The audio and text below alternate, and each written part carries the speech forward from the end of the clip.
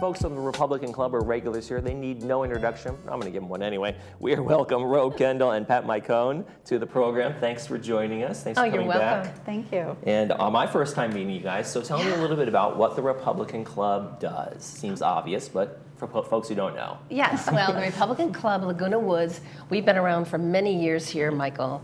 And our club, we believe, Republicans, we believe in the U.S. Constitution, traditional values, right to bear arms, freedom of the press, freedom of religion, freedom of speech, and we also believe in a lot of the things that will keep our country safe, law and order, and energy independence.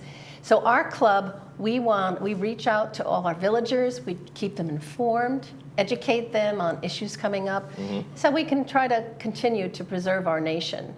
And do you drill down at all into like what's going on in our community or this community in terms of those kind of issues, or is it really more about elections and kind of a wider breadth of the politics? Well, it's all of that. Okay, and thank you. That's a great way to explain it.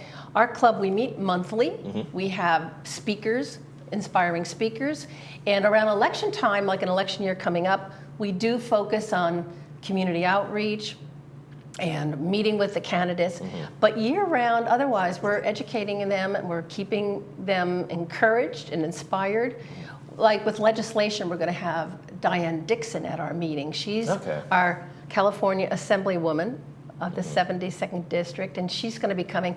So we keep, we try to think globally, but we work locally. So there's a lot of work that we try to encourage our members to be involved locally. Well, like Tip O'Neill, the Democrat, said, all politics is local. Yes, so yes, really, Tip O'Neill, you're right. Yes, yes. That's so true. So Ro, how did you get involved? How did you get started? This is the question. The question. What brought you to us? Well, really, I followed Pat because she was the president at the Tustin Federated Republican Club that I joined, and she was president there.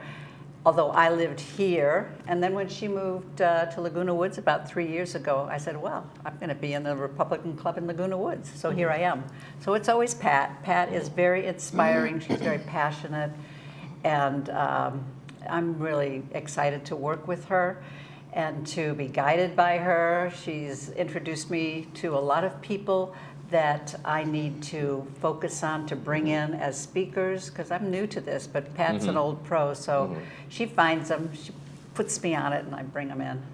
And also, I guess, with this, you gotta have an inside politics kind of perspective for things, because you get to meet these candidates, you get to meet the people who are the policymakers, you get to meet kind of the movers, the shakers, and the people in this world. And so, do you feel like you're even more informed by that when you have these guests and those kinds of things, so you kind of get that whole a deeper perspective than people just reading something on the news?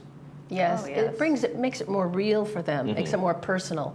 Because politics, there's a saying that you shouldn't talk about religion or politics, but those are the two subjects that can go very deep and can be very personal, and sometimes they're really important to talk about. So, our people, we're trying to get them engaged and educate them, and have them, enjoy being with other Republicans, so we can work together. Because I know the other clubs too do the same. They're working with their folks. But we focus a lot on our community issues, our county issues. We've had the district attorney and Sheriff Barnes, and so we understand what's going on in our county and how blessed we are to be in Orange County. They're really good law keepers. So.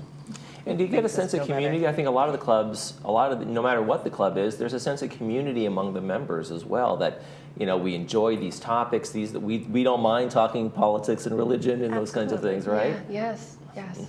And what are some of do you guys ever have like the interesting debates amongst yourselves in terms of like the direction or where you want to go with the club and things like that? We have board meetings. So we have our executive board is only 5 or 6 people, but our governing board is 22, 23 people. So we get together once a month and we seek feedback and input from all of them. So together we kind of try to make up interesting, inspiring, effective programs for our people to be interested in and help them guide them so they can make their voices be heard when it's important. Because in politics, we have to make our voices heard. Yeah. Yes. And Ro, what would you say like are the things guys are focusing on lately? What are the more hot topics you say, okay, we want to bring folks in to talking about these subjects and these issues, or is it the same stuff that's always been? No, we're evolving all the time. In fact, in September we've got help me. Mary Barkey. Mary Barkey, our superintendent of schools, and that's a big issue right now. It's national, what's going on in our school system. So she'll come in and let us know what's going on in Orange County and how she's affecting that.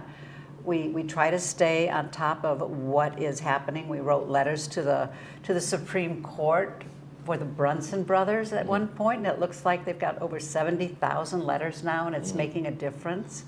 Okay. We try at a local level to do what we can to make a difference. So it evolves. You guys have a great event coming up that's not so much political, but just really kind of maybe an inspiring story of these folks. So we have Wayne and Cindy Scott. You guys have it coming up on July 7th, kind of close to the 4th of July and Independence Day. Tell me a little bit about that event. Yes. Well, this is a military couple, and we wanted to invite them because it's going to be in a celebration of our Independence Day. And Ro will speak a little bit about Wayne, and I'm going to just speak a little bit about Cindy. Cindy and Wayne are friends of mine. I've known them for about 16 years, and they live in Yorba Linda. And Cindy is a docent at the library, Presidential Library, but she has written a book, and she's going to bring her book to our club. Her book is called Never Forsaken. It's a story. She helped co-wrote the book with her mother. Her mother was in her family when she was younger. They actually had to escape the Japanese invasion in the Philippines. Right. I've read a little bit of background on it. It seemed like a fascinating story. Yeah, it's a great book. It really is. Yeah. So, well, tell And us Wayne, about Wayne. He's a military guy for sure. Right. He was in the military for 29 years, and I think he had 19 assignments in 11 different locations. He retired as a colonel.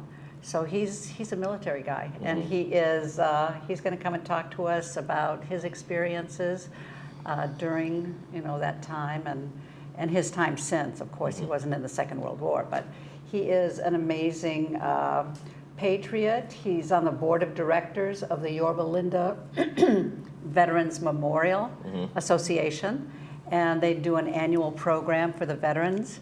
So we've got a lot going on locally with him, and we're looking forward to having him.